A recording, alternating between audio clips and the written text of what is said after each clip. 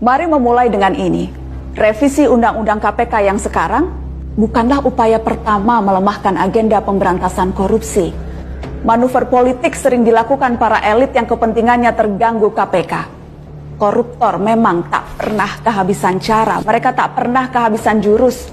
Berkali-kali mereka gagal, namun kali ini upaya itu semakin berbahaya dan sangat mungkin berhasil.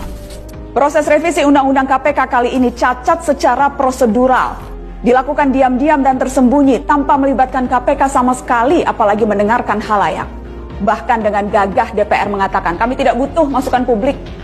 Semakin absurd ketika DPR memaksakan hari-hari terakhir masa tugasnya untuk menyelesaikan revisi Undang-Undang KPK. Mereka yang kerap bersengketa, rutin bertengkar, terbiasa perang mulut, tiba-tiba serentak dan kompak berkata iya kepada revisi Undang-Undang KPK. Wajar jika kita curiga. Terlalu kentara cara-cara kasar mereka. Calon pimpinan KPK yang bermasalah secara etika justru dipilih anggota dewan dengan suara bulat dan terbanyak.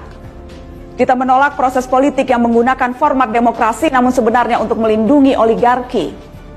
Data menunjukkan, sampai Juni 2019, koruptor yang paling banyak ditangani KPK adalah anggota DPR di pusat dan daerah.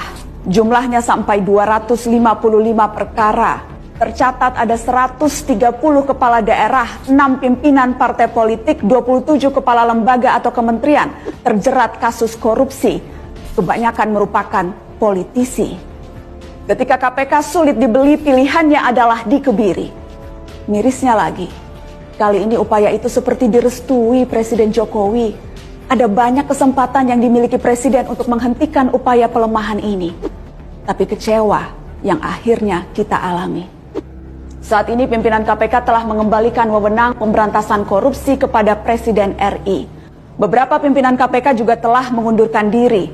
Masyarakat, kelompok profesional dan akademisi beramai-ramai membuat petisi. Dan inilah yang paling berbahaya dari korupsi, ketika rakyat tidak percaya pemimpinnya sendiri. Kita semua perlu bukti bahwa politik tidak abai dan tuli. Kita menuntut mereka yang dipilih dengan suara tidak berlagak lupa menggunakan mata dan telinga. Langit memang terlihat kian mendung, badai semakin kencang merundung. Basa-basi rasanya tidak diperlukan lagi. Krisis sudah jelas terpampang hari-hari ini. Mungkin saja kita memang akan kalah, tapi kita bukan pecundang yang pasrah, yang sudah gantung sepatu sebelum pertandingan, yang menunduk dalam-dalam sebelum peluit panjang. Kita tidak rela melempar handuk ke lantai karena kita belum sudi melihat KPK terberai.